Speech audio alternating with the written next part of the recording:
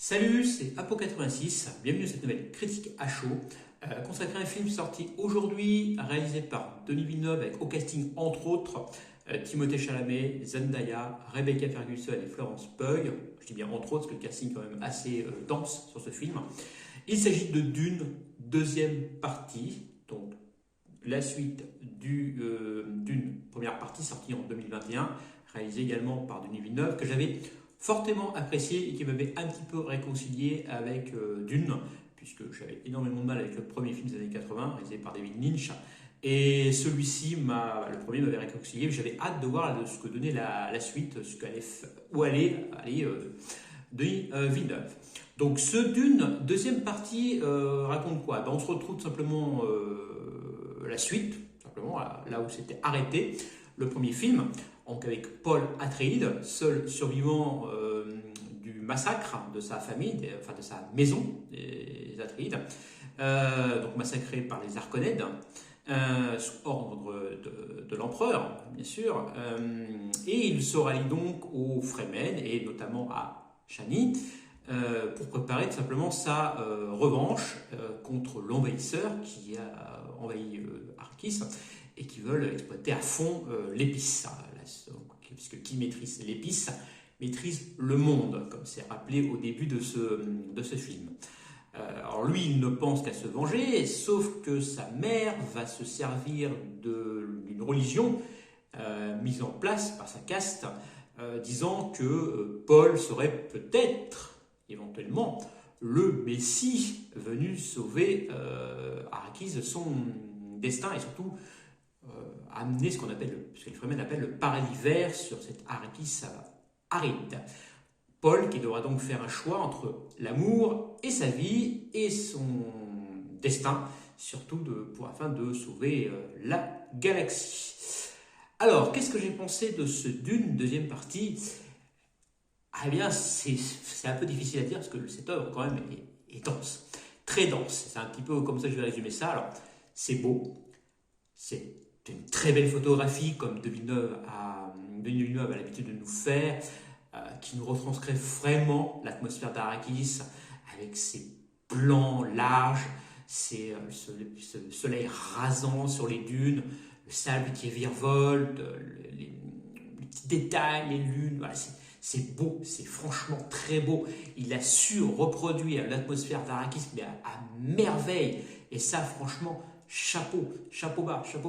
Il a su également, je pense, dans ce film, retranscrire l'œuvre de Frank Herbert à la perfection. Alors, ça prend son temps, parce que Villeneuve aime bien prendre son temps, tout en étant un petit peu rushé, parce que je pense que voilà, il fait 2h25, 50, 2h46, voilà.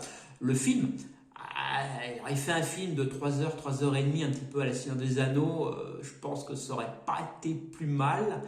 Mais bon, c'est déjà dense, hein. C'est franchement épique. Les acteurs jouent super bien. L'histoire est superbe. Franchement, j'ai hâte de voir ce qu'il va faire sur cette troisième partie du film. Alors, par contre, petit peut-être défaut, je pense pas que ce soit un film qui soit fait pour tout le monde. C'est quand même assez aride, comme Arrakis. C'est quand même assez indigeste. Et il faut quand même, voilà, moi j'étais passionné, j'étais à fond dans le film, mais parce que j'ai pris une passion un peu pour Dune avec le premier. Voilà, je pense que ceux qui ne sont pas amoureux de l'œuvre de Frank Herbert, ceux qui ne sont pas amoureux du cinéma de Villeneuve, parce que c'est un cinéma particulier, très contemplatif, je pense qu'ils vont passer à côté du film, tout simplement. Je pense qu'il y en a qui vont aimer, je pense qu'il y en a d'autres qui ne vont pas aimer ce film. Je pense qu'on va avoir les deux avis. Il y en a qui vont dire que c'est un chef-d'œuvre et qui ne vont pas dire que c'est une daube monumentale. Voilà, je pense que c'est un film qui va vraiment diviser ce Dune deuxième partie. Et j'avoue qu'au bout de 2h50, je sors un petit peu mitigé. Je ne sais pas quoi penser honnêtement de ce film. Je le dis, pour moi, Villeneuve a su, franchement, retranscrire l'œuvre sur grand écran, le livre sur grand écran. Je pense que ce ne serait pas étonnant que Dune ressorte en bouquin et fasse un top plein, franchement, fasse le best-seller de l'année, enfin de nouveau best-seller, parce qu'il a déjà sorti il y a quelques années, ce Dune, du moins qui fasse découvrir les lectures de Frank Herbert aux jeunes. Mais voilà, ça, c'est pas un film pour moi tout public. Hein. Voilà, c'est que je me répète, c'est dense, c'est franchement dense. Je pense que c'est un film qui mérite une deuxième visualisation. Un film qui a un gros message géopolitique quand même, parce que comment on peut manipuler les foules en se servant de la religion, tout simplement, pour se faire sa cause. Quand je dis niveau acteur, Timothée Chalamet, franchement, là, waouh. Je l'avais bien aimé dans le premier, je l'ai bien aimé dans Mon cas, je l'ai bien aimé dans les autres films également qu'il a fait. Bah alors dans celui-là, là on franchit une barre, surtout dans la deuxième partie du film. Là on le voit dans un personnage que je n'ai pas l'habitude de... J'avais jamais vu Chalamet dans ce genre de personnage, et franchement, waouh, je ne sais pas ce qu'il va faire dans le troisième, mais là on va voir vraiment la guerre sainte, on va arriver dans ce qu'on appelle... en fait là on va attaquer le deuxième tome de Dune, ce qu'on appelle Dune, le Messie. Et là, on attaque vraiment la guerre sainte. Là, on va vraiment taper dans le dur. Waouh, là, je pense que oui. Zendaya, je suis un petit peu partagé sur son rôle. Même si... alors, je pense que c'est plutôt dans sa façon de jouer que Villeneuve a vu de elle. Après, voilà, sa façon de jouer au niveau de son visage, notamment au niveau de son regard très noir, très... voilà... Là, franchement, ça colle bien. Mais après, le reste, la romance, bon, bah, elle existe dans le livre, ok. Mais ça aurait pu être quelqu'un d'autre, ouais. Rebecca Ferguson, très bonne dans son rôle également. Batista, autant, donc il était assez prometteur dans le premier opus, là, rôle, on va dire, un petit peu ouseuf, on va dire.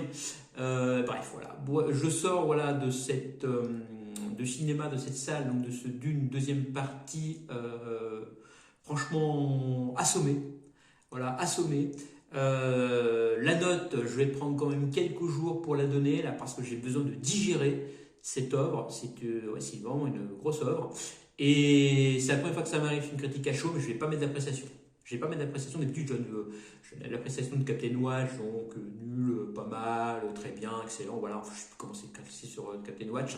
Mais là, non, je vais attendre également pour mettre une appréciation. J'ai besoin de réfléchir un petit peu sur ce film, un film que vraiment je vous recommande si vous êtes fan de science-fiction, fan de Villeneuve, fan de l'œuvre Dune de Frank Herbert.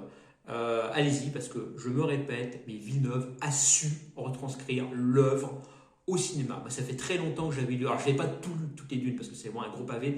J'avais lu le premier, j'avais lu le 2 et j'avais commencé le 3, après je m'étais arrêté parce que c'est dense. Hein. C'est vraiment Dune, c'était vraiment une œuvre très littéraire, très dense, que Villeneuve, je me répète une fois, a su pour moi retranscrire au cinéma, même s'il y a ça est un petit peu rushé, mais ça c'est qu'une adaptation de fil de livre, ça c'est le grand débat.